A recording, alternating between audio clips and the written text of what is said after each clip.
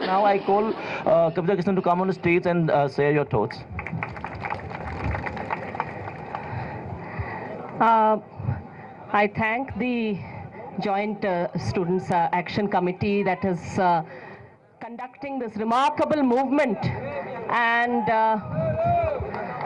I especially would like to greet, along with all of you remarkable students, I would especially like to greet the expelled students, the students who have faced punishment, as well as the students who have started an indefinite hunger strike today.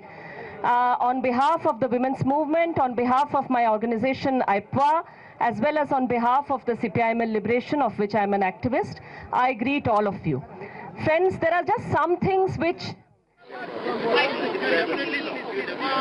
so many of you are aware of all the issues here, but some things that strike me as thoroughly obscene, that a student who dreams of the stars, a student who dreams of science. I should continue? Yep. You want me to wait? No, continue. Yeah. A student who dreams of... It's okay. Perfectly. It's okay. It's okay. It's okay. Perfectly okay. It's okay. Yeah. I'll continue now? Yes. I was saying that it is absolutely obscene that in a university, a central university in the country, there should be a situation that a young student, a young scholar who dreams of touching the stars, who dreams of being Carl Sagan. Can I just take a mic? Just stand here. I have a small request. Please, we will allow only Jagan. పెద్దలు ప్రతిపక్ష నాయకులు జగన్మోహన్ రెడ్డి గారిని మాట్లాడవలసిందిగా కోరుతా ఉన్నాను. అందరూ రావద్దన్న, stage చిన్నగా ఉంది, దయచేసి ప్లీజ్. పెద్దలు గౌరవనీయులు అమరావతి హక్కుల కోసం పోరాడుతున్న జగన్మోహన్ రెడ్డి గారిని రోహిత్ వేములను ఉద్దేశించి మాట్లాడవలసిందిగా కోరుతా ఉన్నాం. దయచేసి అందరు కూర్చోవాలి సార్, ప్లీజ్.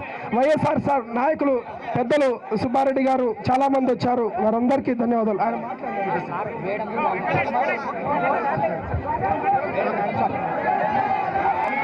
ప్లీజ్ కూర్చోండి sir, please please please please. అందరూ కూర్చోవాలి, దయచేసి అందరూ కూర్చోవాలి. ఓన్లీ స్టేజ్ మీదకి ఎవరు రావద్దు సార్, ప్లీజ్ ప్లీజ్, ఏమనుకోవద్దు దయచేసి. వైఎస్ఆర్సీపీ నాయకులు అందరూ కూర్చోవాలి, ప్లీజ్ ప్లీజ్. పోలీసులు దయచేసి సహకరించాలి, ఇబ్బంది పెట్టొద్దు. అంబేద్కర్కు నివాళులు అర్పించినాక ఆయన మాట్లాడతారు, దయచేసి ప్రశాంతంగా ఉండండి, ఆవేశపడకండి అని చెప్పి తెలియజేస్తా ఉన్నాం. అన్నా, మీకు జగన్ గారి మీద ఏమాత్రం గౌరవం ఉన్నా ఇక్కడ నుంచి కొద్దిగా వెనుకెళ్ళండి. మీకు జగన్ గారి మీద ఏమాత్రం గౌరవం ఉన్నా కొద్దిగా పక్క జరగండి. మీకు జగన్ అన్నా అవునండి, మీకు జగన్ గారి మీద ఏమాత్రం గౌరవం ఉన్నా వెనక్కి జరగండి కాస్త. Please please please please please please maintain the decorum of stage, please please. Madam please, madam we interrupted, madam shall speak 2 minutes and then sir will take. Please listen. I've come all the way from Delhi to speak to you, so I hope I do get more than 2 minutes. I have to say to you that a situation in a university where a student wants to study, wants to be like Carl Sagan, and a suffocating situation is created where he feels that he has no way but to take his life in order to be heard, in order for people to come listening and people to come asking what he had to say. He had to take his life. That is something which is an unforgivable, unconscionable situation. I want to say also that there are several dimensions to this. One, of course, is to do with the systematic casteism that pervades our universities. There is an attempt to hide it, to erase it by talking about merit, because they say that there is no merit in resistance. There is no merit in agitating as Dr. Ambedkar told us to agitate. They say there is no merit in organizing women's movements and student movements and Dalit movements on on campuses. No, they say that is not meritorious. In fact, they say that the suffocation of these students, pushing them out of the university system, they say there is merit in that. I would like to tell them, and that goes not only for your eminent Vice Chancellor, who we learnt yesterday has a history since 2002 of systematic insults to Dalit staff and students, not only to him, but to the entire system of higher education and school education in India, that if we cannot look eye to eye at the Brahminism that pervades our education system and call it by its name, call it out and say that till we annihilate it, there can be no justice, there can be no merit for anybody.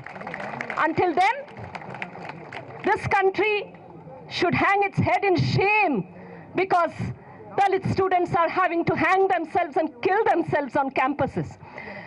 But beyond the systematic, compounding the systematic oppression is another aspect, which is that you have a government in the country, a central government, that is witch hunting, targeting, selectively targeting people for their political activism and for certain kinds of political activism. I have been a speaker in the Lucknow University at a public meeting against honor killings, where the ABVP came, physically disrupted it, beat up students. Did anybody write a letter? Did anybody write a letter to the Vice Chancellor? Did Smriti Irani, whom I would dare to call Manusmriti Irani, did she write a letter? Did she write a letter? She did not. ABVP students disrupted a screening of Muzaffarnagar Baki Hai. Your students here, Rohit and other students here protested that disruption. But did Smriti Irani write any letter? Did she say no such disruptions, physical disruptions should not happen? No, she did not. There is a long list of ABVP violence on campuses, systematic violence on campuses, but they do it because they know they have the protection, they know they have the encouragement, they know they have the blessings of those, they know they have, they can say, like in the Hindi film people say, mere paas maa hai, they can say, mere paas Manusmriti Mantralaya hai. We have Manusmriti Mantralaya with us. That's what it is.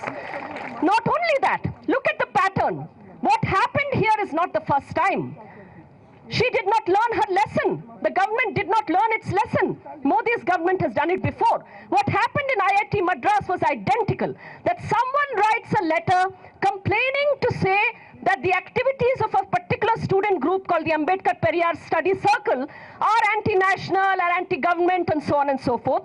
And proactively the MHRD, minions of the MHRD write letters to the institution asking them to act against that student group.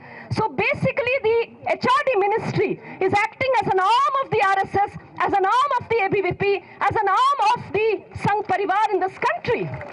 In the identically same way, they did it in this case as well. Not once, not twice, but 5 times. They wrote letter after letter.